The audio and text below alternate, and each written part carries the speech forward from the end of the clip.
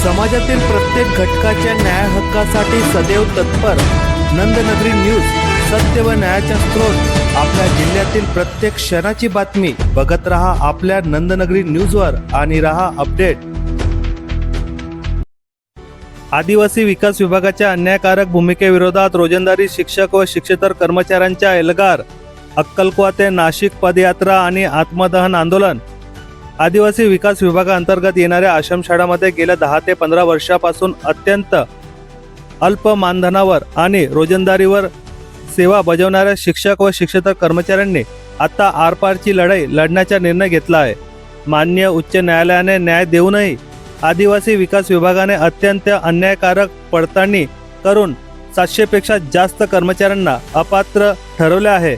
या हुकुमशाही आणि चुकीच्या पडताळणीच्या निषेधार्थ आणि न्याय मिळवण्यासाठी दिनांक 21 ऑगस्ट 2026 रोजी अक्कलकुवा ते नाशिक आयुक्त कार्यालय अशी भव्य पदयात्रा आणि आत्मदहन आंदोलन सुरू करण्यात आले आहे। याबाबत आंदोलनकर्त्यांनी अधिक माहिती दिली आहे। आदिवासी विकास विभागाअंतर्गत चालविण्यात येणाऱ्या आश्रमशाळेमधील सर्व रोजंदारी कर्मचारी आहोत। सर्व कर्मचारी हे 10 वर्षापुढील आहेत। यांना कोर्टाने न्याय दिलेला होता, परंतु आदिवासी विकास विभागाने वेगळ्या प्रकारे स्क्रुनिटी करून पडताळणी करून त्या कर्मचाऱ्यांना या सेवेमधून नियमित सेवेमधून अपात्र केलेला आहे। कोर्ट आमच्या बाजूने असताना तरीसुद्धा आमच्यावर हा अन्याय झालेला आहे। याच्या आधी आमच्याच प्रमाणे काम करणारे जवळजवळ 2000 लोक शासनाने नियमित केलेले आहेत। आम्ही त्यांच्यातलेच काही लोक बाकी आहोत। त्यामुळे शासनाला आमची विनंती आहे की आम्हाला सुद्धा त्यांच्याप्रमाणेच आमची पडताळणी करावी आणि आम्हाला न्याय मिळावा। त्यानंतर दुसरा महत्त्वाचा विषय की आम्हाला कोर्टाने न्याय दिल्यानंतर 15 जुलै 2025 रोजी पावसाळी अधिवेशनादरम्यान विधान परिषदेमध्ये विधान भवनामध्ये आदिवासी विकास मंत्री महोदय यांनी अधिकृतरित्या असे स्टेटमेंट दिले होते की सदर सर्व कर्मचाऱ्यांना 2 दिवसापूर्वीच मी नियमित केलेला आहे, परंतु तशा प्रकारे कुठलीही अंमलबजावणी झाली नाही। एकाही कर्मचाऱ्याला त्यांनी नियमित केले नाही आणि त्या व्हिडिओबद्दल आम्ही कर्मचारी त्यांना विचारायला गेलो असता मंत्री महोदयांनी असे उत्तर दिले की सदरचा व्हिडिओ हा AI ने बनवलेला आहे, म्हणजे विधान भवनाची सुद्धा आणि अधिवेशनाची सुद्धा फजिती केलेली आहे। त्यानंतर आम्ही त्यांचा लेखी जबाब घेऊन आलेलो आहेत की त्यांनी ते अधिकृत भाष्य केलेलं होतं। त्यामुळे ज्याप्रमाणे मधुकर सदगीरप्रमाणे ज्या लोकांना नियमित केलेलं आहे त्याप्रमाणेच आम्हाला त्यांनी नियमित करावं। त्यांनी ते नियमित तर केलंच नाही, पण 10 ते 15 वर्ष सेवा करणाऱ्या लोकांना कामावरून कमी करण्यात आलेलं आहे आणि त्याला माननीय उच्च न्यायालयाचं नाव दिलेलं आहे, परंतु त्यांनी योग्यरित्या आमची स्क्रुनिटी केलेली नाही।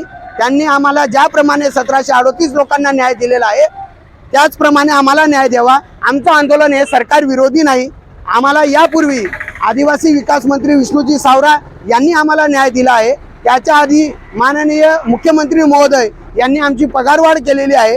त्यानंतर आदिवासी विकास मंत्री विजयकुमार गावित हे असताना यांनी 10 वर्षापुढील 1738 कर्मचाऱ्यांना नियमित करण्याचा शासन निर्णय घेऊन त्यांना न्याय दिलेला आहे। म्हणून आम्हाला सरकार विरोधी जायचं नव्हतं, परंतु आदिवासी विकास मंत्री महोदय यांनी अतिशय अन्यायकारक आमच्यावर अन्याय करून आम्हाला अपात्र ठरवले आहे। आम्ही शेवटचा स्लॉट आहोत। आमच्या जागी बाह्य स्रोतचे लोक घेतलेले आहेत। आता आम्ही 10 ते 15 वर्षापुढील सर्व लोक आहोत। एकही कर्मचारी याच्यात कमी वर्षवाला नाही। त्यानंतर त्यांनी उच्च न्यायालयाच्या निर्णयानुसार 1 वर्ष झालेल्या कर्मचाऱ्याला सुद्धा कामावर घेतलेलं आहे आणि 10 ते 15 वर्षवाल्या कर्मचाऱ्याला घरी ठेवलेलं आहे। अशा प्रकारे अन्याय झाल्यामुळे आमच्यावर उदरनिर्वाह आमचा राहिला नाही। त्यामुळे आम्हाला रस्त्यावर उतरावे लागले आहे।